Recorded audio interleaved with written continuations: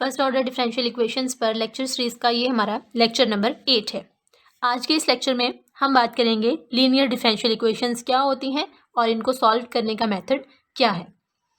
तो सबसे पहले देखिए कि लीनियर डिफरेंशियल इक्वेशन क्या है, कि अगर ऐसे डिफरेंशियल इक्वेशन जिसमें तीन कंडीशन आपके पास सेटिस्फाई होनी चाहिए। ठीक है, फर्स्ट कंडीशन क्या है कि जो भी डिपेंडेंट वेरिएबल y है, ठीक है, जितनी दफ़ा भी एक डिफरेंशियल इक्वेशन के अंदर y डिपेंडेंट वेरिएबल होता है जो कि वो अपीयर हो रहा है, और उसके डेरिवेटिव्स, ठीक है, dependent variable y and its derivatives, इन तमाम की डिग्री क्या होनी चाहिए, 1 होनी चाहिए।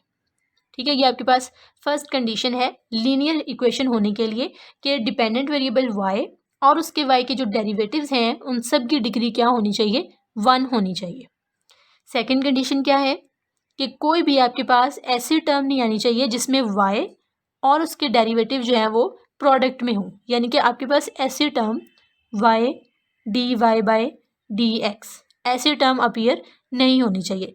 ठीक है, अगर आपके पास ऐसी टर्म किसी भी डिफरेंशियल इक्वेशन में आएगी देन वो डिफरेंशियल इक्वेशन जो है वो लीनियर इक्वेशन नहीं होगी। ओके, थर्ड कंडीशन क्या है, no transcendental function of y and its और इट्स डेरिवेटिव्स अकर, कि जो डिफरेंशियल इक्वेशन है उसके अंदर कोई भी ट्रांसेंडेंशियल फंक्शन नहीं होना चाहिए y का, ठीक है, x का नहीं, सिर्फ जो डिपेंडेंट वेरिएबल y है उसका कोई ट्रांसेंडेंशियल फंक्शन नहीं आना चाहिए, और ना ही उसके डेरिवेटिव्स जो हैं वो इक्वेशन में अपीयर होने चाहिए। देन हम क्या कहेंगे, अगर ये तीनों कंडीशन सेटिस्फाई होती हैं तो डिफरेंशियल इक्वेशन जो है वो लीनियर डिफरेंशियल इक्वेशन कहलाएगी। यानी कि सिंपली हम क्या कह सकते हैं कि ऐसी डिफरेंशियल इक्वेशन जिसको हम इस फॉर्म में लिख सकें, dy/dx plus p of x into y equal to q of x। ठीक है, ऐसे डिफरेंशियल इक्वेशन जिसे हम इस फॉर्म में लिख सकें उस डिफरेंशियल इक्वेशन को हम क्या कहते हैं, लीनियर डिफरेंशियल इक्वेशन। ठीक है, तो लीनियर डिफरेंशियल इक्वेशंस को सॉल्व करने के लिए हम क्या करते हैं कि उसे दो फॉर्म्स में डिवाइड करते हैं। ठीक है, एक फॉर्म तो आपके पास ये होती है कि dy/dx plus p of x into y equal to q of x। ठीक है, इस डिफरेंशियल इक्वेशन को हम कहते हैं linear differential equation in y। और दूसरी फॉर्म आपके पास होती है dx/dy plus p of y into x equal to q of y। ठीक है, अब ये फॉर्म जो आपके पास है ये भी एक लीनियर डिफरेंशियल इक्वेशन है, लेकिन ये किस में लीनियर है, ये आपके पास x में लीनियर है। लीनियर डिफरेंशियल इक्वेशन इन x। तो लीनियर डिफरेंशियल इक्वेशंस को सॉल्व करने के लिए आपके पास दो तरह की इक्वेशंस होती हैं, एक होगी जो कि लीनियर होगी y में, ठीक है, एक डिफरेंशियल इक्वेशन जो कि लीनियर होगी x में। सॉल्व करने का दोनों का तरीका, मेथड जो है वो सेम है। तो अब हम देखते हैं एग्जाम्पल की मदद से कि किस तरह से हम लीनियर डिफरेंशियल इक्वेशंस को सॉल्व करते हैं। एग्जाम्पल देखिए, एग्जाम्पल हमारे पास है dy/dx plus 2x plus 1 over x into y equal to e⁻⁻²x। ठीक है, अब देखिए कि अगर आप इस इक्वेशन को ऊपर गिवन इक्वेशन जो है इसके साथ कंपेयर करें तो dy/dx plus this is p of x into y equal to and this is q of x। ठीक है, यानी कि ये आपके पास लीनियर डिफरेंशियल इक्वेशन है, किस वेरिएबल में लीनियर है, यहाँ पर जिसका डेरिवेटिव है और p ऑफ x के साथ वो वेरिएबल यहाँ पर मौजूद होना चाहिए। ठीक है, तो which is linear differential equation in y। ठीक है, linear differential equation in y है, ये आपके पास जो डिफरेंशियल इक्वेशन है वो y में लीनियर है। तो इसको सॉल्व आउट करने का तरीका क्या है कि आपने p ऑफ x निकाल लें। p ऑफ x इसका क्या है, इक्वेशन में जो आपको p ऑफ x गिवन है वो है 2x प्लस 1 ओवर x, और q ऑफ x आपके पास क्या है, e⁻²x। ठीक है, तो इक्वेशन सॉल्व करने के लिए सबसे पहले आपने क्या करना है कि इक्वेशन को अरेंज कर लेना है। ठीक है, अगर इक्वेशन अरेंज नहीं की हुई, सिंप्लीफाइड फॉर्म में नहीं है, यानी कि ये जो आपके पास स्टैंडर्ड फॉर्म है इस फॉर्म में अगर इक्वेशन नहीं है देन आपने उसे इक्वेशन को पहले इस फॉर्म में लेके आना है। ठीक है, या तो वो y में लीनियर होगी या x में लीनियर होगी। ठीक है, फिर आपने क्या करना है, अगर y में लीनियर है तो यहाँ पर आपके पास p ऑफ x होना चाहिए। p ऑफ x का क्या मतलब है कि यहाँ पर जो भी फंक्शन होगा वो सिर्फ x में होगा। ठीक है, साथ में y जो है वो मल्टीप्लाई हो रहा होगा, और इक्वालिटी के दूसरी तरफ आपके पास जो फंक्शन होगा वो q ऑफ x होगा, यानी कि वो सिर्फ और सिर्फ एक्स का फंक्शन होगा, ठीक है, यहाँ पर कोई भी वाई नहीं होना चाहिए। तो ये आपके पास लीनियर डिफरेंशियल इक्वेशन है वाई में। तो पी ऑफ एक्स इसका क्या है, 2x + 1/x, यानी कि आप इसे इस तरह से लिख सकते हैं 2 + 1/x, ठीक है। ये आपके पास क्या है, पी ऑफ एक्स है। तो सबसे पहले आपने क्या करना है, इक्वेशन को अरेंज करने के बाद P of x find out करने के बाद आपने फाइंड आउट करना है इसका इंटीग्रेटिंग फैक्टर।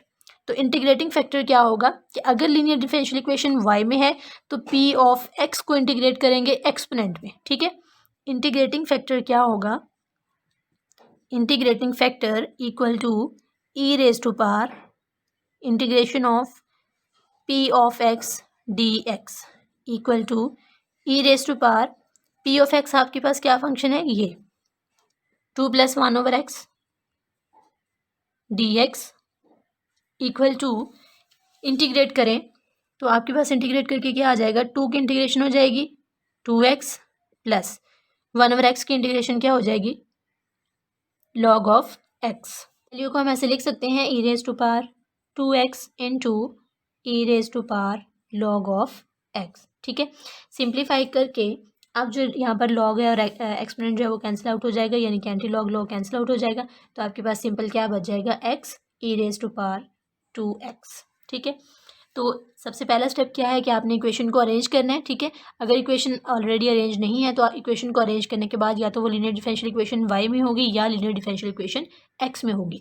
अब यहाँ पर जो डिफरेंशियल इक्वेशन है वो वाई में लीनियर है, तो यहाँ पर आपके पास वाई के साथ जो फंक्शन होगा वो एक्स का, उसे हम पी ऑफ एक्स का नाम देंगे, और इक्वलिटी के दूसरी तरफ आपके पास जो फंक्शन होगा वो क्यू ऑफ एक्स का फंक्शन होगा, ठीक है। अब आपने इंटीग्रेटिंग फैक्टर जो फाइंड आउट करना है वो किस वैल्यू के साथ करना है, वो आपने पी ऑफ एक्स के साथ इंटीग्रेटिंग फैक्टर जो है वो फाइंड आउट करना है। तो यहाँ पर हमने इंटीग्रेटिंग फैक्टर फाइंड आउट कर लिया है, जो कि हमारे पास क्या है, x e raise to power 2 of x है, ठीक है। नेक्स्ट स्टेप है इसका सोल्यूशन, कि लीनियर डिफरेंशियल इक्वेशन का हम सोल्यूशन किस तरह से फाइंड आउट करते हैं। Solution is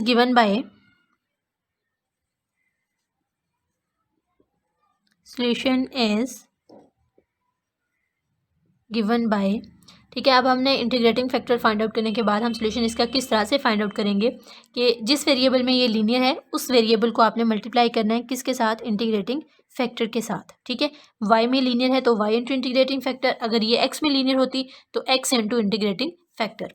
this is equal to integration of q of x, ठीक है। पी ऑफ एक्स को हमने यूज़ कर लिया इंटीग्रेटिंग फैक्टर फाइंड आउट करने के लिए। अब हमारे पास जो दूसरी टर्म है क्यू ऑफ एक्स है उसे हम यहाँ पर यूज़ करेंगे, इंटीग्रेट करेंगे, multiply by integration factor, integrating factor into D of x.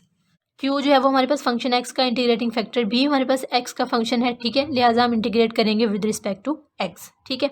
Y into integrating factor जो कि हमारे पास क्या है, x e raise to power 2x equal to Q of x. Q of x आपके पास क्या है, e raise to power -2x into integrating factor की वैल्यू है x e raise to power 2x d x, ठीक है। तो simplify करके यहाँ पर आपके पास क्या आएगा, x y e raise to power 2x equal to, ये आपके पास क्या हो जाएगा, e raise to power -2x + 2x 0 हो जाएगा, e raise to power 0 1 x d x. तो इसकी इंटीग्रेशन सिंपल क्या हो जाएगी, x² / 2 + कांस्टेंट c, ठीक है।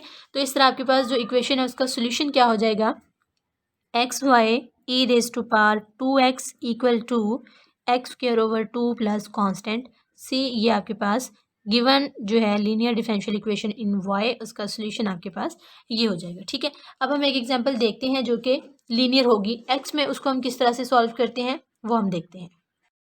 नेक्स्ट हमारे पास है dx/dy + p of y into x, this is equal to q of y, ठीक है। क्लियरली अब हमारे पास जो ये लीनियर डिफरेंशियल इक्वेशन किस वेरिएबल में है, ये हमारे पास x में है, ठीक है। यहाँ पर हम डेरिवेटिव ले रहे हैं x का, और यहाँ पर हमारे पास फंक्शन, यहाँ पर वेरिएबल x मौजूद है और उसके साथ फंक्शन कौन सा है, y का फंक्शन है, ठीक है।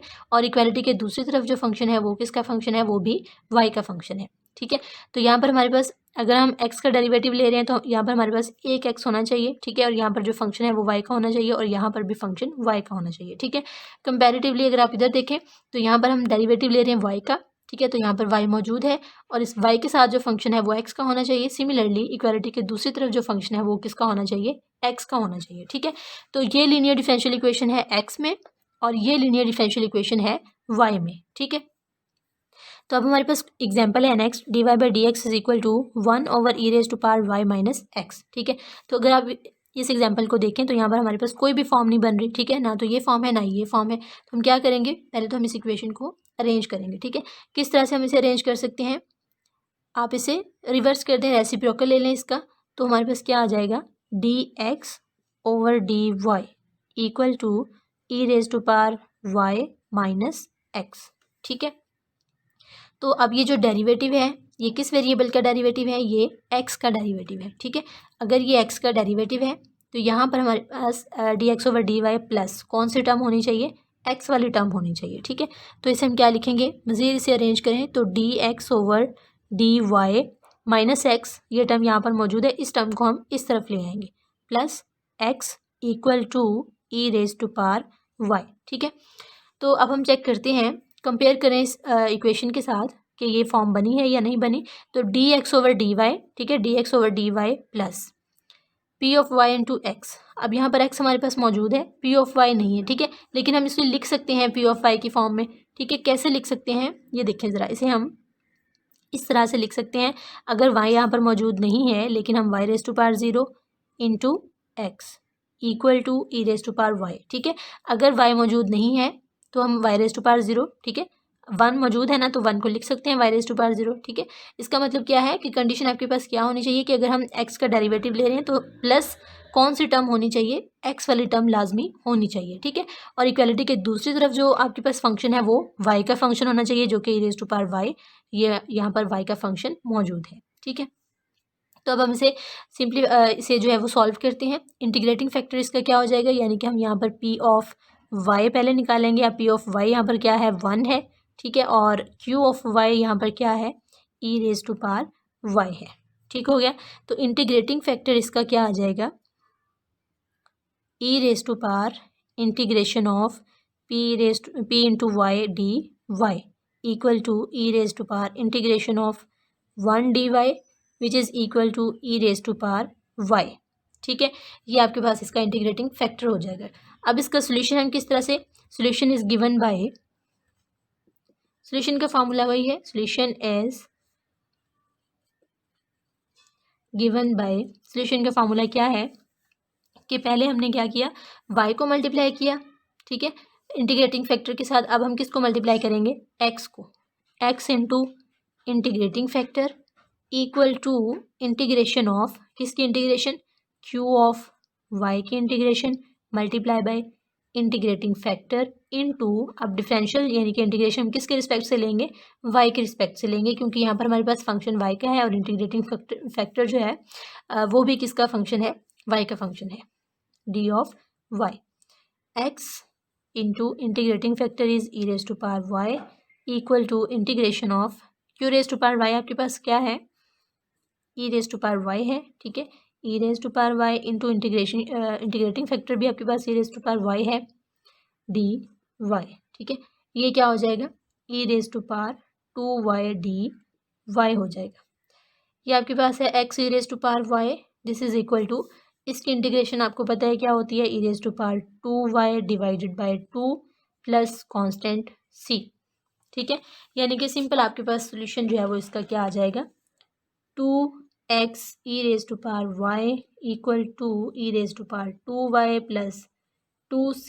ठीक है, इसे हम एक और कांस्टेंट का नाम दे दें, c डैश का नाम दे दें, तो आपके पास सोल्यूशन क्या हो जाएगा, 2x e⁻y equal to e⁻2y plus c dash, ये आपके पास इसका सोल्यूशन हो जाएगा। ठीक है, तो यही था हमारा आज का लेक्चर।